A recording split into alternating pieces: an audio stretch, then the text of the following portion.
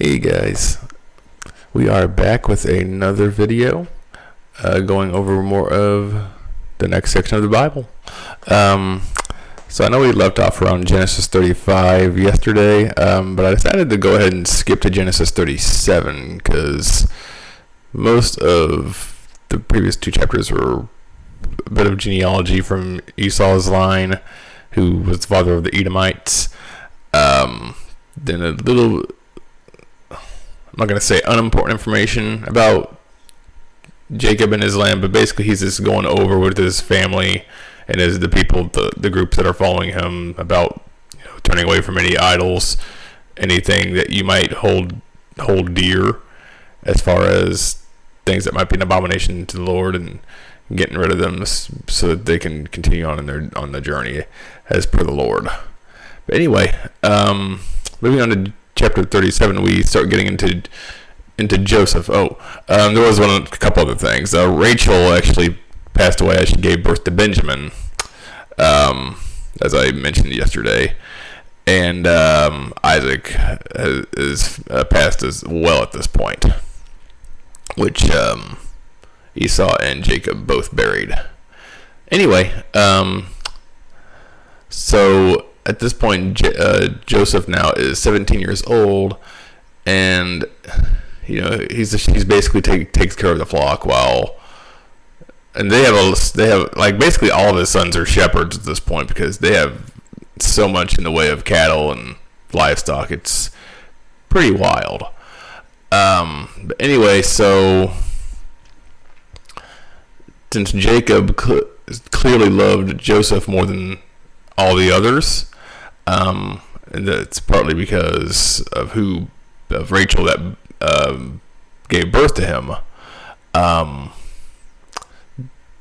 He gives him a really nice robe, and obviously, since they never get anything out like this, his other sons, they were jealous of Joseph, and they showed that by basically trapping him and selling him off as a slave. I mean, I think it was Reuben who was trying to say, okay, let's not do this. And then Judah, who actually was the direct line of Christ, oddly enough, that's what they call Christ, the Lion of Judah. But he said, let's not kill him, let's just sell him off as a slave. Still not the right thing to do, but even so. Compared to everyone else wanting him dead, I guess that's a step up. I don't know. So anyway, Joseph at this point gets sold as a slave. And before I go any further, I just want to mention this story about Joseph is one of my favorite stories in the Bible. It's absolutely amazing. And it's really, wow. Only the Lord could do all of this. But anyway, so he gets sold as a slave to Egypt, and then of course the other sons lied to Jacob and said he got killed by a wild animal. I think okay. Oh, no, okay, so they sold him to the Midianites, and they sold him to Egypt. Okay.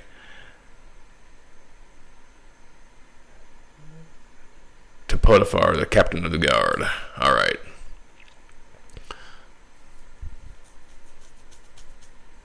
So here is another story about Judah, who and he went after a Canaanite woman, and they had a son and everything.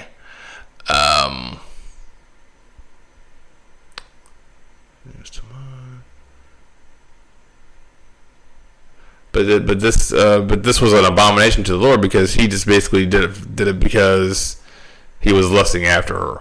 So the Lord just killed the son, basically.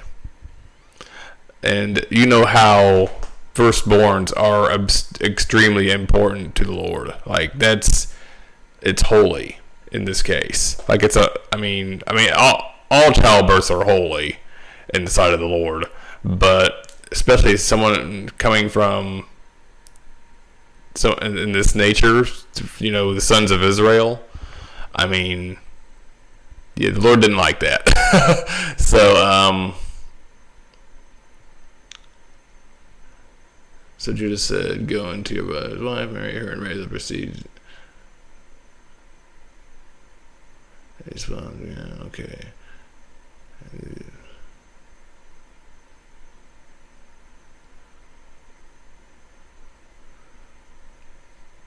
And she put.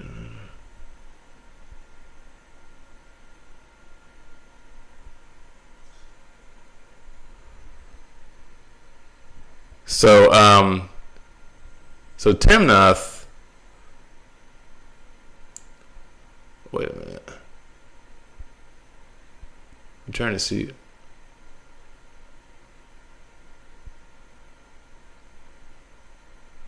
And it was told Tamar, saying, "Behold, your father-in-law goes up to Timnath to shear sheep, and she put her widow's garments off from her and covered her with a veil, and she wrapped herself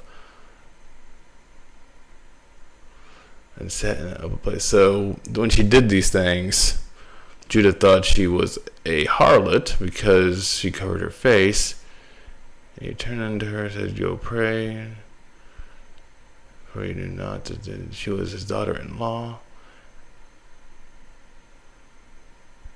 So basically, at this point, Judah's trying to get a wife, but the first wife he sought after was a Canaanite, which I believe, so he might not have actually lusted after her. He might have actually been interested in having her as a wife, but the Lord did not approve, which is why he slew the first son.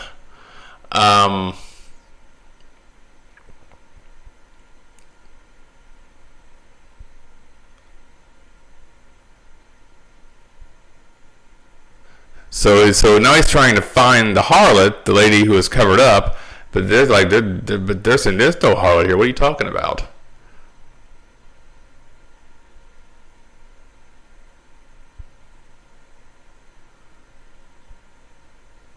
Tamar, your daughter-in-law, played the harlot, and also, behold, she is with child by whoredom. And Judah said, "Bring her here, and let her be burnt."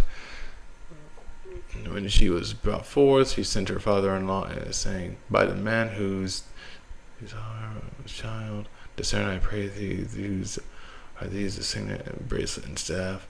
And Judah acknowledged them and said, "She hath been more righteous than I, because that I gave her not to Shelah my son." And he knew her again no more.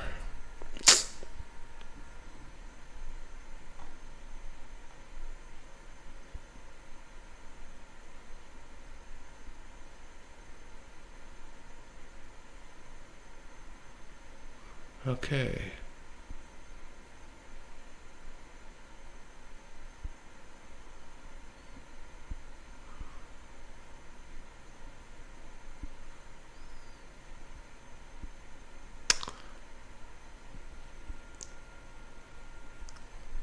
All right then.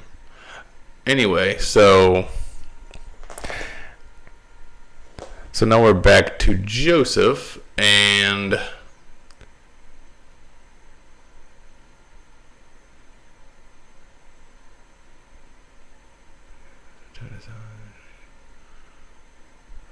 so basically this is just going over all that Joseph did, how he excelled at basically everything. And because of his strong work ethic and eagerness to please people, he gained trust. He gained his master's trust very quickly.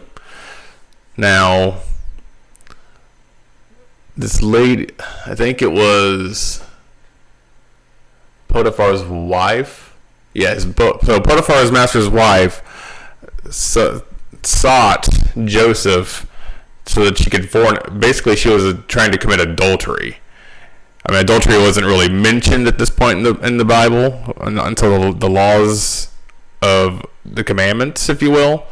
But this is obviously adultery because she's his wife, and Joseph, has no woman at this point.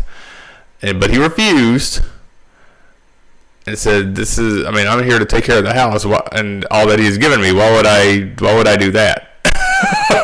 And it'd basically be a not only wickedness against him, but wickedness against the Lord I serve, the Most High God. And she didn't like that, so she decided. So she tried to do it again, and once again he did not. So she decided, okay, I'm going to create a false witness, that being herself, and saying, "See, he that brought in the Hebrew unto us to mock us, he came unto me and lied with me, and I cried with a loud voice." So she lied, saying he actually did lie with her, if you will. And it came to pass when he heard that, and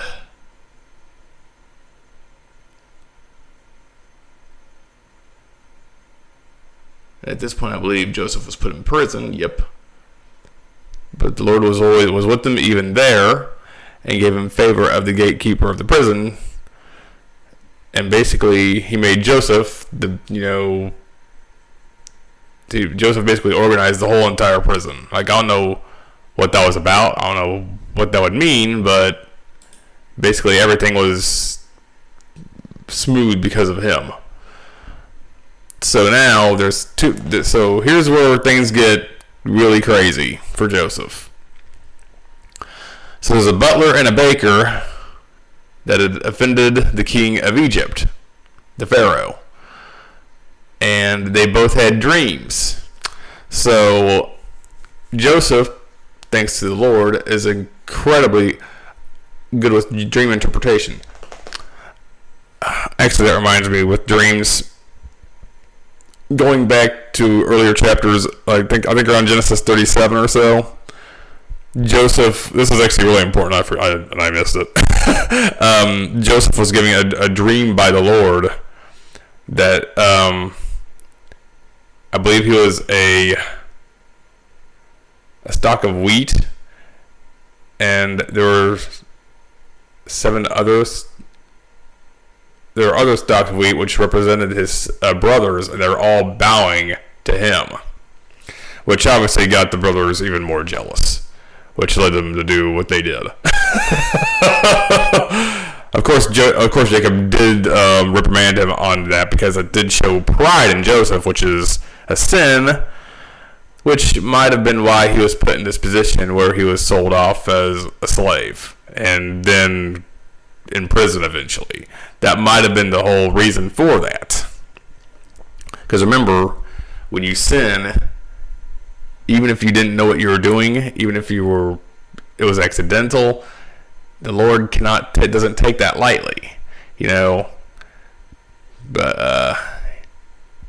that's why we have the knowledge of good and evil, and even though something might not seem that evil to you, in the Lord's eyes it is. And something just as simple as sharing a dream, that impact can be is sinful, and then you're showing pride by showing, hey, you guys are bowing to me. That's pride. So, yeah. Anyway,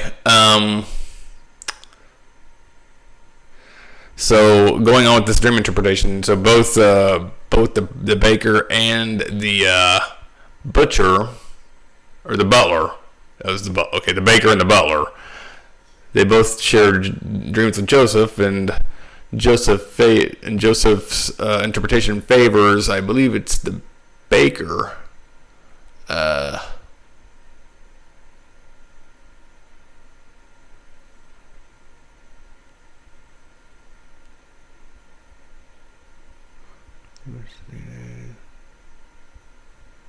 Okay, so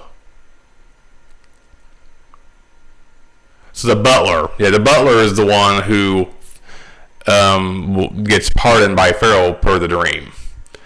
So Joseph, and of course the baker, not the case. He was he was killed because the Pharaoh did not favor him, and that's how the Pharaoh ruled back then.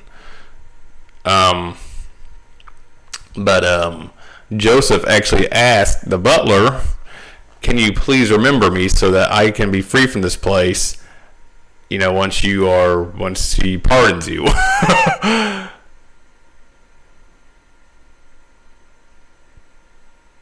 And yet the chief butler did not remember Joseph, but forgot him.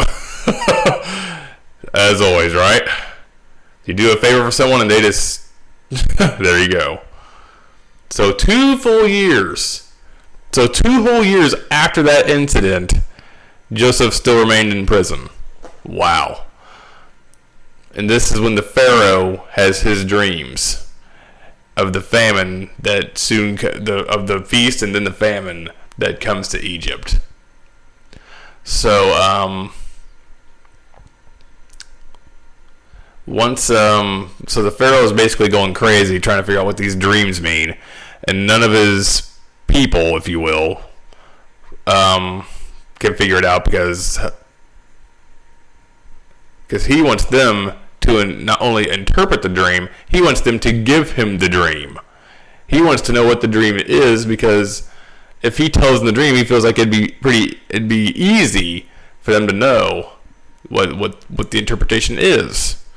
But a real test, and this is from the Lord, by the way, because without question, he wanted to show his glory to the Pharaoh and to all Egypt through Joseph, and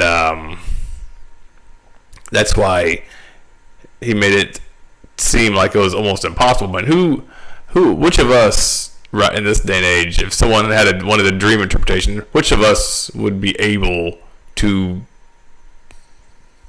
say scene by scene what the dream is? No one could. Only the Lord can do that. But that's exactly why Pharaoh asked for that, so Joseph could provide the dream and interpret it through the Lord. So Joseph gives the Pharaoh the story, the dream, piece by piece, and he interprets it, saying there's going to be 7 years of feast and then 7 years of famine, and the right thing to do is to store up stocks and organize it properly for everyone that needs wheat.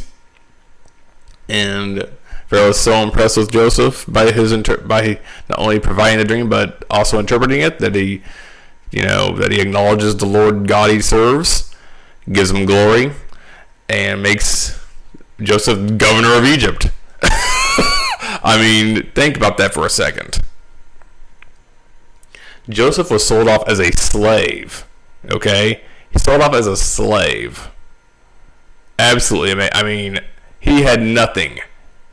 Sold off as a slave, worked, as a slave for his master, then eventually was false witnessed against, gets put in prison for years, does his best down there, but that couldn't have been fun.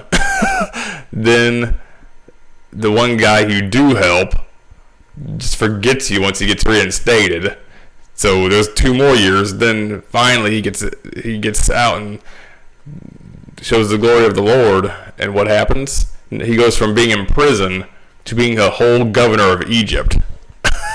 I mean, that's something only the Lord could do right there. Just amazing. Yeah. But that's why when you go through life, you shouldn't stress about knowing where to go and what to do. Just leave it to the Lord. Because if the Lord can guide Joseph in this way to where it goes from the absolute pits to being exalted as high as anyone else in the world, that's why you trust him. Because Joseph could have easily given up being in prison for that long. He could have been like, forget this, I don't know what I'm supposed to do down here. And he could have just, a lot of people would have just given up hope at that point. But he had hope, and he kept fighting, and he kept doing it as the Lord willed. He never stopped believing. and because of his faith, it moved mountains. But anyway, I think that'll just about do it. So I'll probably be back with another part of this series next week. We will continue on with Joseph being the governor of Egypt and going through the famine, and eventually him reuniting with his brothers. All right, I will see y'all then. Later.